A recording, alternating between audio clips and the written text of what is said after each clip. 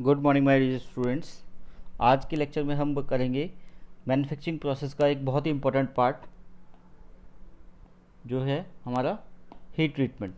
ठीक है, इस हीट ट्रीटमेंट पोर्शन से आपके एग्ज़ाम में बहुत सारे क्वेश्चंस आते हैं।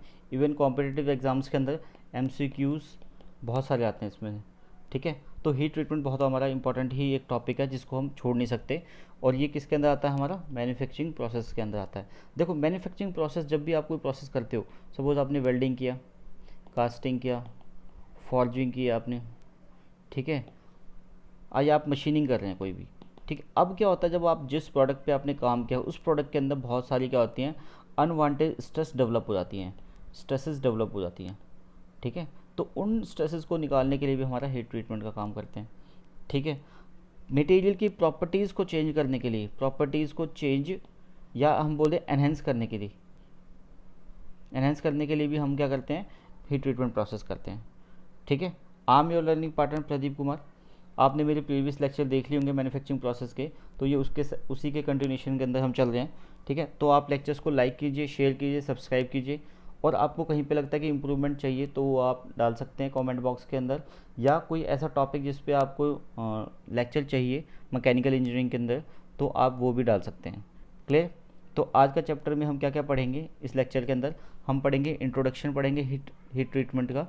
ठीक है, classification of heat treatment process, types कितने होते हैं, क्लासिफिकेशन, पर्पस, हम मतलब क्यों करते हैं, why we do heat treatment, वो करेंगे हम। स्टेजेस कौन सी हैं, वही फर्स्ट स्टेप पे क्या हुआ, उसके बाद सेकंड पे हमने क्या किया, थर्ड पे हमने क्या किया, और फाइनल हमें कब मिलेगा, वो सब चीज़ें हम भी यहाँ देखेंगे स्टेजेस के अंदर। क्लियर है? Okay, good. अब हीट ट्रीटमेंट देखो होता क्या है। Heat treatment is a process और कम्बिनेशन ऑफ प्रोसेसेस, या तो वो एक हो सकता है या एक से ज़्यादा, 2 3 4 कंटिन्यूशन में, of heating and cooling of a metal alloy in a solid to state to obtain desire condition. ठीक है, मतलब हम क्या करते हैं हीट ट्रीटमेंट में, हीटिंग करते हैं और कूलिंग करते हैं। हीटिंग और कूलिंग करनी है, बट उसके लिए क्या चाहिए, टेम्परेचर जो रेंज है उसको समझना पड़ेगा, कूलिंग जो रेट है उसको समझना पड़ेगा। ठीक है, जिसकी वजह से हमें क्या मिलेंगी, रिलीव्ड स्ट्रेसेस मिलेंगी, प्रॉपर्टीज़ हमारी चेंज हो जाएंगी, बेटर मशीनेबिलिटी मिलेगी, improve ductility, homogeneity structure etcetera, बहुत सारी चीज़ें मिलेंगी। क्लियर? तो सबसे पहले ये अगर हमारा प्रोडक्ट है तो उस पर हम करेंगे हीटिंग। तो जिसके लिए हमें क्या चाहिए, टेम्परेचर रेंज, कितना परसेंट आपको इंक्रीज़ करना है, टेम्परेचर कितने डिग्री इंप्रूव कर रहे हैं और कितने टाइम के लिए। टाइम, यहाँ पे टाइम इंपॉर्टेंट, टाइम सोकिंग। और मीडियम ऑफ कूलिंग क्या, जब आपने गर्म कर दिया उसको एक पर्टिकुलर टाइम के लिए, स्पेसिफिक टाइम पीरियड के लिए, अब मटेरियल को कूल भी करना है, तो मीडियम ऑफ कूलिंग क्या है, कैसे आप कूल कर रहे हैं उसको। ठीक है, ऑयल से कर रहे हैं, वाटर से कर रहे हैं, ठीक है, एटमॉस्फेरिक जो आपकी जो कंडीशंस हैं उस पर कर रहे हैं आप, ठीक है, या सॉल्ट बात है आपका कोई कूलिंग के लिए, ठीक है, या रूम टेम्परेचर पे आप उसको कूल कर रहे हैं। ठीक है, तो वो डिपेंड करता है हमारे मीडियम पे। फिर रेट ऑफ कूलिंग क्या है, कि आप उसको स्लोली स्लोली भाई ऐसे कूल टेम्परेचर डाउन कर रहे हो, या एकदम से सडनली आपने उसका टेम्परेचर डाउन कर दिया। सपोज अगर आप रूम टेम्परेचर पे कूलिंग कर रहे हैं तो टेम्परेचर डाउन धीरे धीरे धीरे धीरे होगा, स्लोली होगा। लेकिन अगर उसी को आप वाटर के अंदर कूल कर रहे हैं, ठीक है, ऑयल में कूल कर रहे हैं, तो सडनली टेम्परेचर आपका डाउन हो जाएगा, इंस्टेंट डाउन हो जाएगा। ठीक है, अब हमारे इसमें प्रोसेस में क्या क्या है, हीट ट्रीटमेंट प्रोसेस कितने टाइप के हैं, एनिलिन, नॉर्मलाइजिंग, टेम्परिंग, क्विंचिंग, मार टेम्परिंग और अस्ट टेम्परिंग। ठीक है, ये हमारे प्रोसेस है 1 2 3 4 5 6। वैसे तो बहुत सारे हैं और भी हैं इसके अलावा कुछ, तो हमने इसमें क्या सिर्फ इम्पॉर्टेंट जो प्रोसेस है उसको लिया है।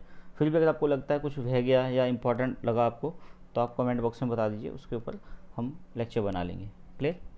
चलो, अब पर्पज़ क्या है भाई, क्यों कर रहे हैं हम हीट ट्रीटमेंट प्रोसेस, इससे हमें क्या बेनिफिट्स मिलेंगे। ठीक है, तो उसके लिए क्या देखेंगे हम, कि हीट ट्रीटमेंट के प्रोसेस में हमें क्या मिलेगा, स्ट्रेसेस जो होती है हमारी वो रिलीज़ हो जाएंगी। ठीक है, स्ट्रेसेस का मतलब क्या होता है, जैसे आप भाग के जिम जिम करके आए हो, ठीक है, मसल्स में स्टिफनेस आती है, थोड़ा रिलैक्स करते हो वो थोड़ी शांत हो जाती है, या बहुत टायर्डनेस के बाद थोड़ा रिलैक्स होते हो, ठीक है, पूरा दिन पढ़ाई करने के बाद जब घर जाके बिल्कुल रिलैक्स करते हो, तब आपका जो सिस्टम होता है वो स्ट्रेसेस रिलीज हो जाते हैं। तो सेम जब मटेरियल के ऊपर बहुत सारे ऑपरेशंस होते हैं ना, उसमें unwanted unbalance forces stresses develop हो जाती हैं, तो वो सारी की सारी हीट ट्रीटमेंट प्रोसेस से निकल जाती हैं। ठीक है, जब आप कोल्ड वर्किंग और हॉट वर्किंग उसके ऊपर करते हैं तो हार्डन स्ट्रेंथन मेटल, ठीक ठीक है, मटेरियल की हार्डनेस बढ़ जाती है, स्ट्रेंथ बढ़ जाती है, मशीनेबिलिटी उसकी इंप्रूव हो जाती है। जब उसके ऊपर आप हीट ट्रीटमेंट के बाद आप काम करोगे ना उसके ऊपर, तो बहुत अच्छे रिजल्ट्स मिलेंगे आपको। ग्रेन साइज़ आपका चेंज हो जाता है, ग्रेन मतलब उसके जो मॉलिक्यूल साइज स्ट्रक्चर्स होते हैं, अरेंजमेंट है, वो सारा क्या हो जाएगा, चेंज हो जाएगा आपका। Soft and metal for perform, material हमारा क्या हो जाएगा, सॉफ्ट हो जाएगा। उसके ऊपर फिर आप कोई भी cold working, hard working, wire drawing, cold rolling, ये प्रोसेस करोगे तो वो ईजिली परफॉर्म होंगे और अच्छा रिजल्ट मिलेगा हमें। Improve ductility and toughness. Ductility क्या है आपकी, प्रॉपर्टी ऑफ मटेरियल है, ये इस पर हमारा लेक्चर ऑलरेडी बना हुआ है, प्रॉपर्टीज़ ऑफ मटेरियल पे। ठीक है, आप लोग इसकी क्या नाम है, मैन्युफैक्चरिंग प्रोसेस की जो प्लेलिस्ट है उसमें जाकर टाइप करेंगे ना, प्रॉपर्टीज़ ऑफ मटेरियल, उसके अंदर डक्टिलिटी, टफनेस, ठीक है, मशीनेबिलिटी, स्ट्रेंथ, ठीक है, सब कुछ है उसके अंदर, वो वहाँ से आप पढ़ सकते हैं। Clear. Increase resistance, resistance against the कोलोजन, कोलोजन से भी फाइट करने के लिए हमारा हीट ट्रीटमेंट प्रोसेस हमारा काम करता है। ठीक है, स्टेजेस क्या है हमारी, स्टेजेस मैंने जो आपको फर्स्ट स्लाइड में बताया था, क्या क्या होती हैं स्टेजेस। हीटिंग, मटेरियल को आप हीट कर रहे हो, ठीक है, एक पर्टिकुलर डेफिनेट टेम्परेचर पर, ठीक है, उसके बाद क्या करते हैं, होल्ड कर रहे हैं, सोक कर रहे हैं, एक पर्टिकुलर टाइम तक उसको यहाँ करेंगे, हीटिंग हम देंगे वहाँ पे उस टेम्परेचर पे। क्लियर। उसके बाद कूलिंग करेंगे, कूलिंग क्या कैसे होगी हमारी, कूलिंग करने से क्या होगा, हमारा अलग अलग टेम्परेचर पर कूल करेंगे, ठीक है, जिससे हमारा नेचर पता लगेगा उसका, न्यू फॉर्म्स बनेंगी, साइज जो ग्रेन्स का वो होगा, distribution of micro constitute particles, ठीक है, फेराइट, पेराइट और माइटरसाइट, ये डेवलप हो जाते हैं, उसकी स्टेजेस जो होंगी वो भी वहाँ पे पता लग जाएंगे हमें। क्लियर। अब सबसे पहला प्रोसेस हमारा क्या है, एनिलीन प्रोसेस है। ठीक है, अब इसमें देखो ये डायग्राम में आपको दिख रहा होगा, डायग्राम में दिख रहा है आपको A B C D E और ये एफ। ये एफ जो डायग्राम है हमारा माइक्रोस्कोपिक, जो हमने क्या ले रखा है, मटेरियल के क्या पिक्चर्स हैं। अब यहाँ पे क्या है, ग्रेन और ग्रेन बाउंड्रीज। सबसे पहले ग्रेन क्या होते हैं, ये जो स्मॉल पार्टिकल्स हैं ये ग्रेन्स हमारे। ग्रेन बाउंड्रीज कौन सी हैं, ये जो है आपकी ये ग्रेन बाउंड्रीज हैं। ठीक है, अब जब हमने इस पर heat treatment annealing process start किया तो ये स्ट्रक्चर था फर्स्ट स्टेज पे। कुछ टाइम के बाद क्या होगा हमारा, इसने न्यू ग्रेन, ये ग्रेन्स थे, अब इसके ग्रेन्स का साइज़ थोड़ा बढ़ गया है। ठीक है, अब जो हमारी ग्रेन बाउंड्रीज थी उसने भी थोड़ा एक्सपेंड किया है। ठीक है, थर्ड स्टेज में क्या आएगा, न्यू ग्रेन साइज़ के जो एलिमेंट्स थे, जो मॉलिक्यूल्स थे हमारे, वो बन गए हैं। ठीक है, ग्रेन बाउंड्री जो थी यहाँ पे बिल्कुल डिज़ोल्व हो चुकी हैं। ठीक है, अब उसके फर्दर जब हम जा रहे हैं तो क्या होगा, ये जो सारे के सारे सेमी जो डेवलप जो थे ना आपके एटम्स, मॉलिक्यूल्स, जो अरेंजमेंट था वो क्या होता है, फुली डेवलप हो चुका है, उन्हें एक पर्टिकुलर शेप ले लिया। ठीक है, उसके बाद क्या होगा, यहाँ पे कंप्लीट रिक्रिस्टलाइजेशन हो चुका हमारा।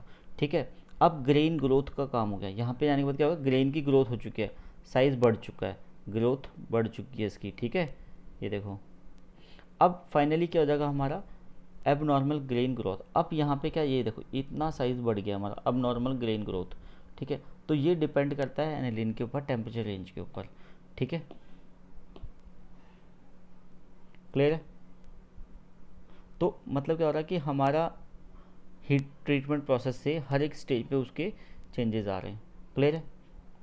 अब इसके एनिलीन प्रोसेस होता क्या है बेसिकली, ठीक है, एनिलीन प्रोसेस में होता क्या है। Aniline is a heat treatment in which the metal is heated to a temperature above recrystallization temperature। एक टेम्परेचर होता है रिक्रिस्टलाइजेशन। ठीक है, आई थिंक आप लोगों को पता होगा क्योंकि हमें ये स्टार्टिंग के अंदर पढ़ लेते हैं रिक्रिस्टलाइजेशन टेम्परेचर क्या होता है। ठीक है, जिनको अगर नहीं पता तो कमेंट बॉक्स में डालेंगे, ठीक है, फिर हम इसको डिस्कस भी कर लेंगे। या आपको लगता है कि हीट एक पूरा का पूरा इसके इंपॉर्टेंट वर्ड्स जो होते हैं, टर्म्स मैन्युफैक्चरिंग प्रोसेस के ऊपर, इसके अंदर जितने भी इंपॉर्टेंट टर्म्स होते हैं ना उस पर भी एक मैं लेक्चर बनाऊंगा आपके लिए। ठीक है, clear. Kept at that temperature for some time for homogeneous temperature है, followed by the very low cooling to develop equilibrium structure same रखने के लिए। द मेटल इज हीटेड 30 से 50 डिग्री तक हम क्या करेंगे, हीट करेंगे above temperature in case of hypoeutectoid steel के लिए, और 30 से 45 degree above A temperature in case of hyper eutectoid temperature. ठीक है, the cooling is done in the furnace itself. मतलब जो फर्नेस है हमारा, इसके अंदर आपने कोई कंपोनेंट को हीट कर रहे हो बाहर से, ठीक है, तो इसकी हीट सप्लाई को क्या कर देंगे हम, हीट सप्लाई को बंद कर देंगे, लेकिन फर्नेस के अंदर ही प्रोडक्ट हमारा ठंडा होगा। ठीक है, बेनिफिट्स क्या है इसके, स्ट्रेस रिलीज हो जाएगा हमारा एनिलीन प्रोसेस से। ठीक है, इंक्रीज सॉफ्टनेस, डक्टिलिटी और टफनेस, प्रोड्यूस स्पेसिफिक माइक्रोस्ट्रक्चर, ठीक है, modified electric magnetic properties, depending on the specific purpose aniline classified into various process. 3 type से हैं, process analysis, stress relief analysis, full annealing and normalising. Clear. अब normalisation क्या होता है, बहुत सारे बच्चों ने पढ़ रखा होगा, ठीक है, तो एक बार दोबारा देख लेते हैं। This process is also similar to annealing in the sequence but differ with the temperature range. देखो हर एक प्रोसेस जो हीट ट्रीटमेंट में ना, वो अपने टेम्परेचर रेंज से डिफर करेगा और रेट ऑफ कूलिंग से और मेथड ऑफ कूलिंग से डिफर करेगा। Temperature range, method of cooling और टाइम, इस पर डिफर करेगा। क्लियर।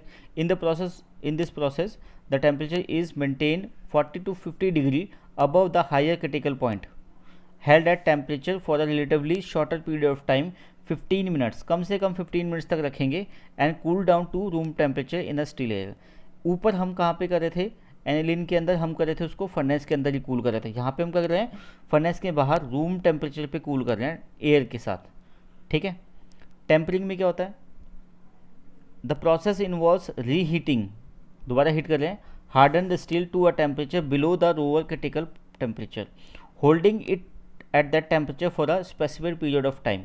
वहाँ पे उसको कुछ टाइम के लिए रखेंगे और स्लोली कूल करेंगे टू रूम टेम्परेचर पे, ठीक है। The process enables transformation of सब मार्टेनसाइट इनटू फेरेटाइट, मार्टेनसाइट से फेरेट बना देंगे, ठीक है, जिसमें लो टेम्परेचर टेम्परिंग, मीडियम और हाई, ये क्या है इसके 3 टाइप्स हैं। क्लियर। अब हार्डनिंग क्या होता है, हार्डनिंग हमने वैसे ही पढ़ा हुआ है, प्रॉपर्टीज ऑफ मटेरियल के अंदर ही पढ़ा हुआ हमने हार्डनिंग।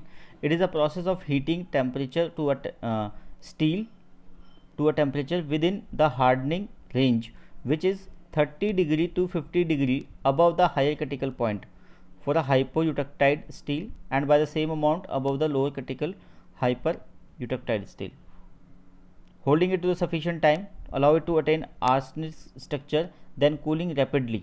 वहाँ पे ऊपर स्लोली कूल कर रहे थे रूम टेम्परेचर पे एयर की प्रेजेंस में, यहाँ पे कैसे कर रहे हैं, रैपिड कूलिंग हो रही है by quenching in suitable medium like water, oil, salt bath, ठीक है। मेथड के अंदर हम कौन कौन से मेथड लेते हैं, एयर कूलिंग लेते हैं, वाटर लेते हैं, ठीक है, साल्ट बाथ लेते हैं, ठीक है, या हम कोई ऑयल भी ले सकते हैं, ठीक है।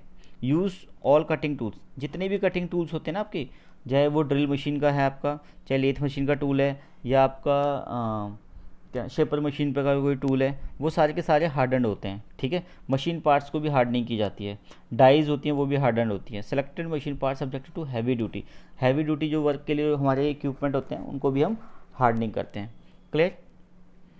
मार्टेनसाइट क्या होता है, martempering sorry, it is also known as stepped quenching और इंटरप्टेड क्विंचिंग।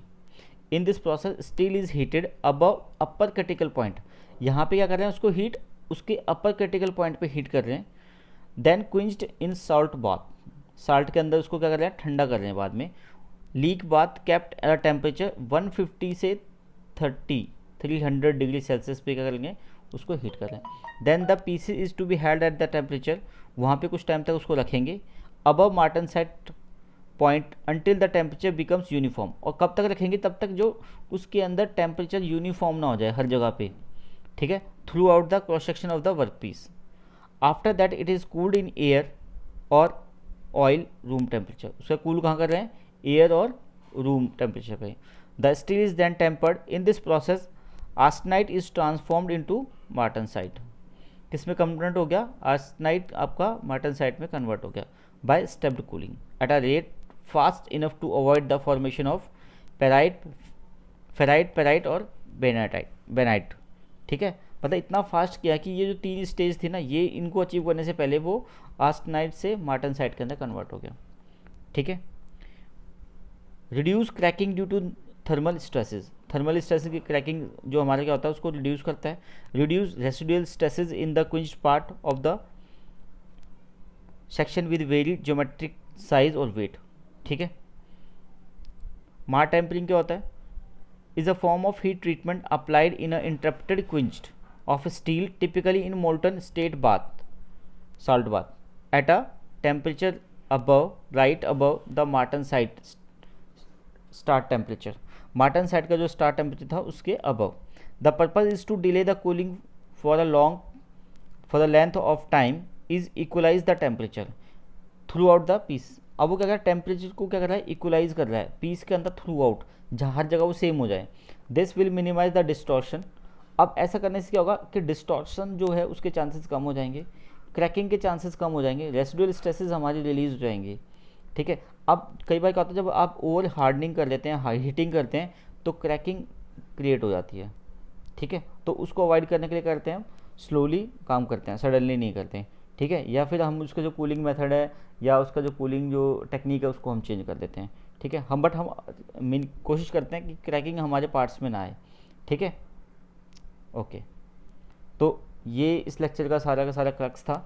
अगर आप लोगों को लेक्चर पसंद आया तो लाइक कीजिए, शेयर कीजिए और सब्सक्राइब कीजिए चैनल को। ठीक है, और अपने दोस्तों के साथ शेयर करो। ठीक है, I am your learning partner Pradeep Kumar. Thank you so much, best of luck.